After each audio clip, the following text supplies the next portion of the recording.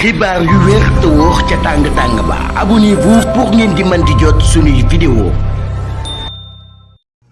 dal leen ak jàmm seen chaîne bi di Buzz M TV ci seen acte du jour. kii di Cheikh Bara Dolly Mbacké di ak personnalité politique bu kenn dootu présenté ci réew mii di Sénégal yëkkati nay ŋàññ daal di koy jëmale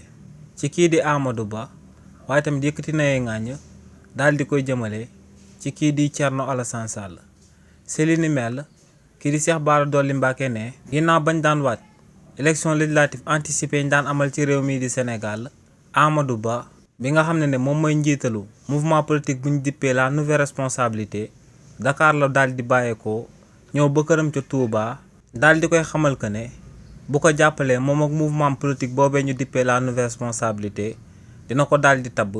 daal di koy def ci 3e place bi ci liste nationale bi. donc kon day nekk député par la force ci élection yi ñu génn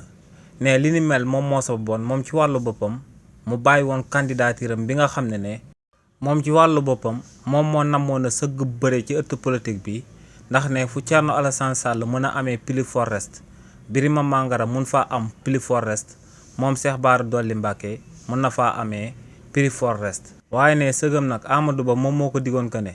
dina ko daal di def ci 3e place bi ci liste nationale bi ne li ni mel moom moo sababoon mu bàyyi woon candidature am ba noppi daal di jël 15 millions daal di koy jébbal kookee di Amadou Ba ngir daal di koy jàppale mu daal di mottali caution bi. waaye tamit ne ginnaaw loolee la ko kooku di Amadou woree ba noppi daal di jël keneen daal di koy def ci 3e place ci liste nationale bi jëmale ko ci mouvement boobee muy la nouvelle responsabilité ne li ni mel nag moom moo sabab daal di nay tàggoog kookee di Amadou Ba mais si lu jëm ci ki ñu dippee Thierno Alassane Sall ci ŋaañ yi nga xam ne moom lay yëkkati di ko jëmale ci premier ministre bii di Ousmane Sonko ne kookee soxor rek moom moo ko daal di jàpp ak iñaan